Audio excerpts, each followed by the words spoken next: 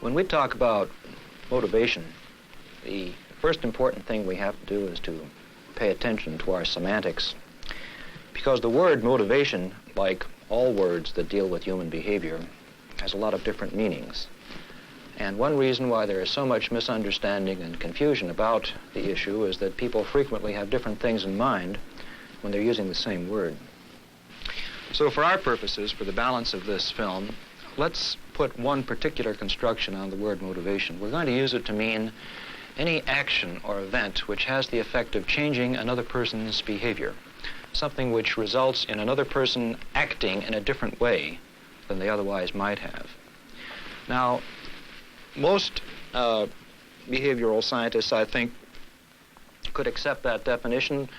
You will find later on that one particular behavioral scientist, Frederick Herzberg, uses the term in a somewhat different way, and when we get to a consideration of his ideas, we'll deal with his specific definition. But for the balance of this introduction, let's consider the term motivation to mean something which changes another person's behavior. Well, the first question, of course, is why should managers be concerned about changing other people's behavior?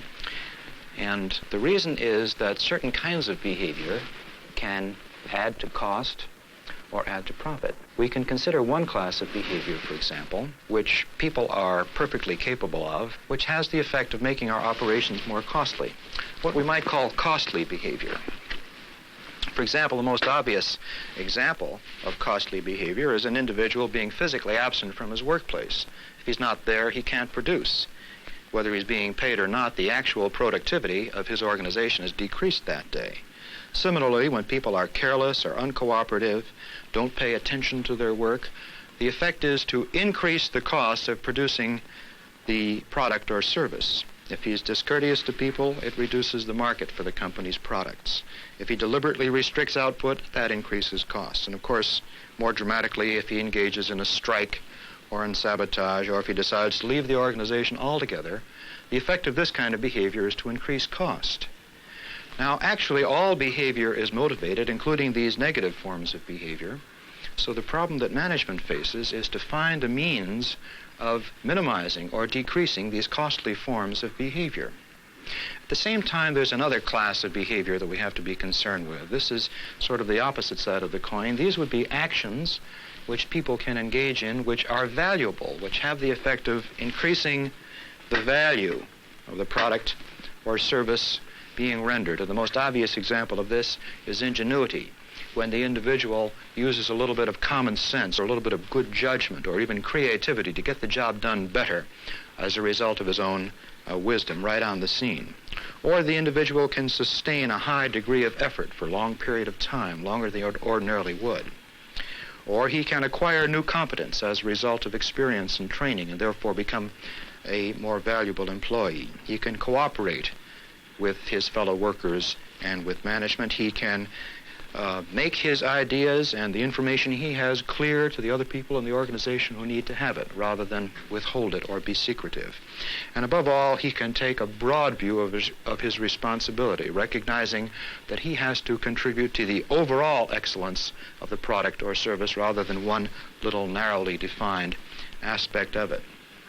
So from a managerial standpoint, the motivational strategy is fairly obvious. We want to do things which increase the likelihood that people will engage in this form of behavior and decrease their tendency to engage in costly forms of behavior.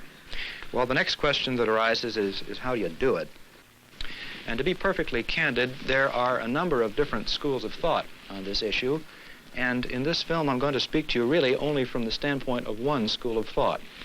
I guess I've made up my mind and thrown my lot with one approach, and that is the behavioral science approach, the sort of strategy which is based upon repeatable measurements, upon the kind of evidence which can be redemonstrated if necessary. Volumes, of course, have been written about behavioral research in this area, and I think the best summary, the best single one-sentence summary of the implication of behavioral science for management that I've ever come across is a statement that appears in a book by Douglas McGregor, which is called The Human Side of Enterprise. And this is what McGregor had to say.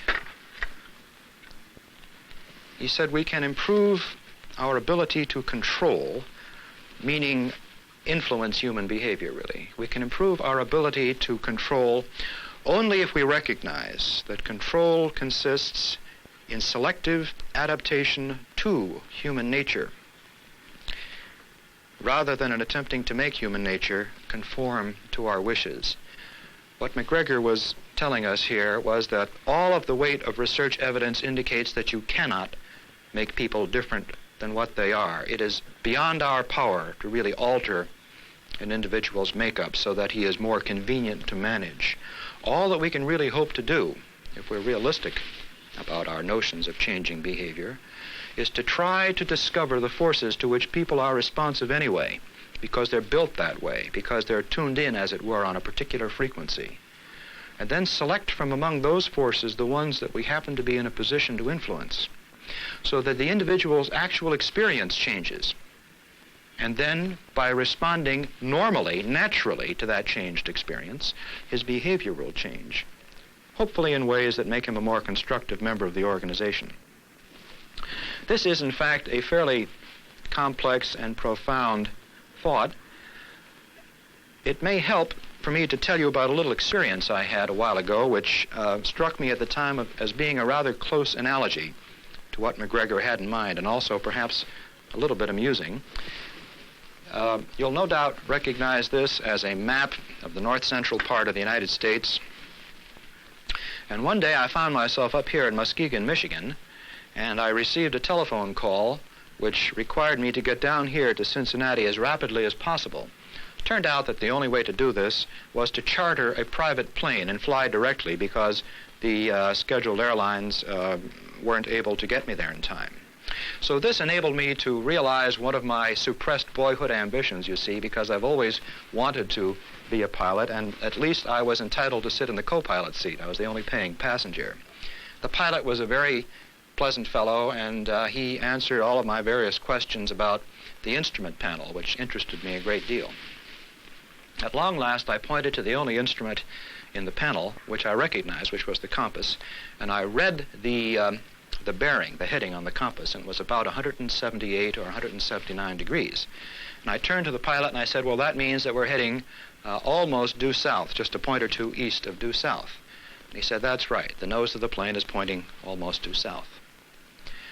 And then I began to get a little bit concerned, you see, because Cincinnati is southeast, so to speak, of Muskegon. And if we continued on our present course, well, we'd probably come a lot closer to Indianapolis.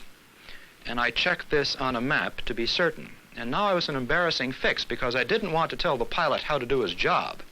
On the other hand, it was important that I get to Cincinnati and not to Indianapolis. So at last I screwed up my courage, and I turned to him with a nervous little giggle, and I said, by the way, you know, of course, that I want to go to Cincinnati.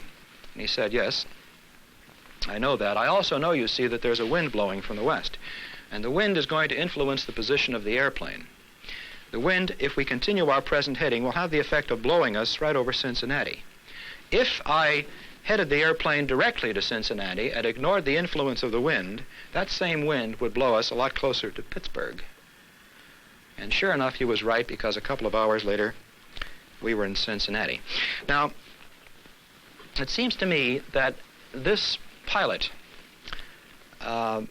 was doing his job in the manner which managers would like to do theirs. He was a sound, thoroughly competent professional, and what he was concerned with was controlling the position of his airplane, with arriving at the predetermined destination.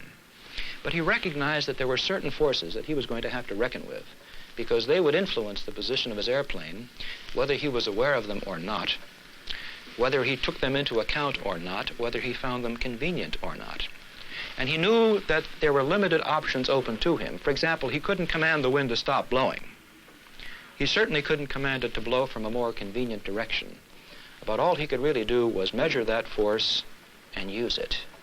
And you see, that's what we have to do in management, too. We have to determine the forces which are going to affect the behavior of the people in our organizations anyway. We have to measure them, select the ones we're in a position to influence, and use them.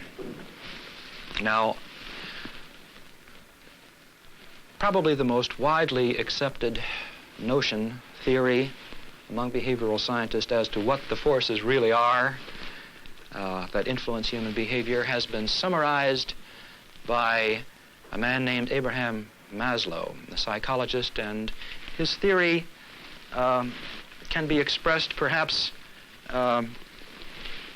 along these lines. Maslow says that, first of all, man is a wanting animal. Man's behavior is more or less governed by his needs, so that at any one time his behavior can be explained in terms of an attempt to satisfy a lack that he feels or something that he wants to have and doesn't have. Secondly, Maslow states that man's needs are arranged in a sort of a priority order, some of them being more important than others, some of them taking precedence over others in the event he has a need in that area. And the most fundamental need of all is simply the need to survive.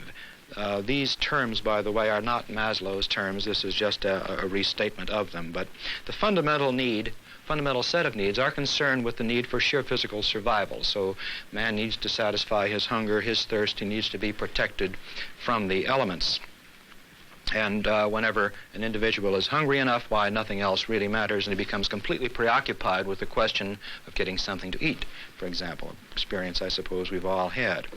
But Maslow goes on to say, however, that when a particular set of needs are satisfied, man doesn't suddenly relax and become unmotivatable. Rather, another set of needs, which previously were only secondary, now surfaces and becomes the thing that disturbs him, and he is every bit as frustrated, every bit as determined to somehow satisfy this need as he was of the more fundamental needs. So the next thing that man becomes concerned with, if his survival is no longer in doubt, is to assure his access to the means of survival.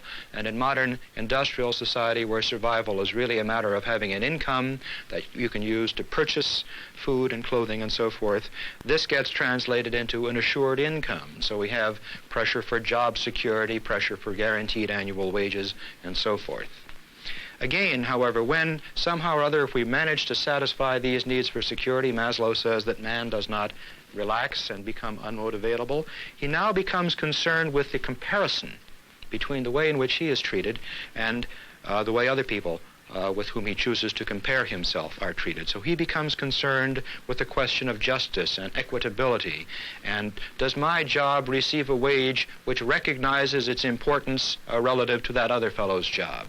And for example, we see a great many strikes or threats of strikes at the present time, which are not due to the fact that the workers in question are unable to afford a standard of living which is acceptable to them, but rather because they feel that their job is inequitably paid, unfairly compensated relative to some other group of workers that they choose to compare themselves with. And again, Maslow tells us that if somehow people can be satisfied that they've struck a fair bargain with the economy, once again, another set of needs surfaces, and this has to do with the degree of dignity they are accorded, the degree of pride, the degree of deference that they are accorded, whether they are treated with a proper degree of courtesy and esteem, or whether they feel somehow degraded and looked down upon. And lastly, and until recently, a need which we didn't know too much about and which may in fact be insatiable. In other words, it just may go on forever. And that's what Maslow calls self-actualization. Now, this is a point where the individual, with all these other more fundamental things provided for, becomes concerned with the question of am I going to have an opportunity in this life to really become all that I'm capable of becoming? Will my latent potentialities actually get a chance to blossom, so that if I have the underlying capacity, for example, to become an executive or to become a musician or a surgeon or a farmer or whatever it is that I could become, I will insist on becoming that. I'm going to strive to fully exploit my own talents and capacities.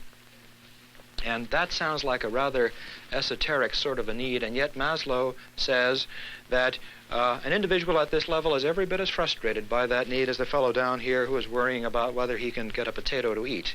And it's just as gnawing upon him, just as frustrating, just as capable of motivating him either toward productivity or toward mischief, either toward valuable or costly behavior.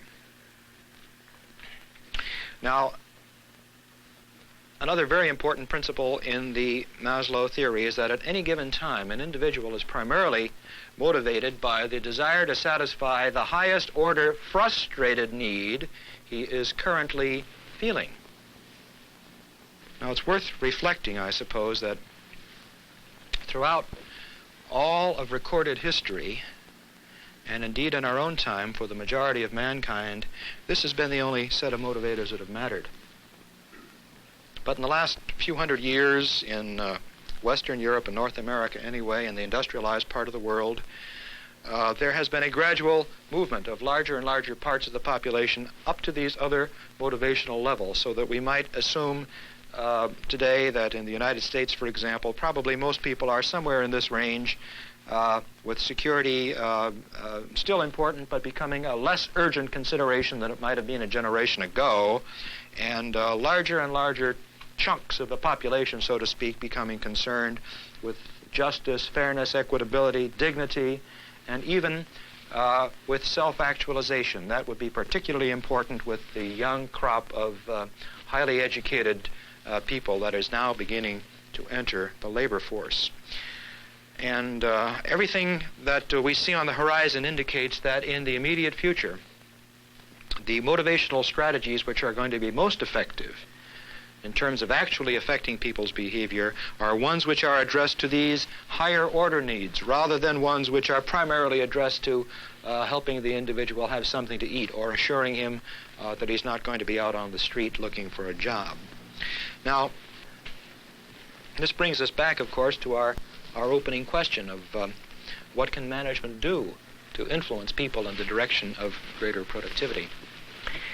And apparently, from all the indications we have in behavioral science, what management has to do involves some changes in management itself. Because a lot of the procedures which we've been following for the purpose of motivation turn out to be relatively ineffective, perhaps even obsolete. It looks like we're going to have to be willing, on the basis of the evidence we have, to engage in some fairly bold experimentation. We're going to have to start tinkering in earnest with some of the ways in which we define the manager's job, some of the ways in which we design the job performed by every individual in the organization. We're even going to have to start tinkering with organization structure in itself. So I think that as we prepare now to consider in depth and in detail the findings of the leading behavioral scientists, we have to recognize that we're not embarking on a particularly comforting experience, but rather upon an adventure, one that is fraught perhaps with a certain amount of peril, but also, fortunately, from the standpoint of self-actualization, fraught with a considerable amount of challenge and opportunity for management.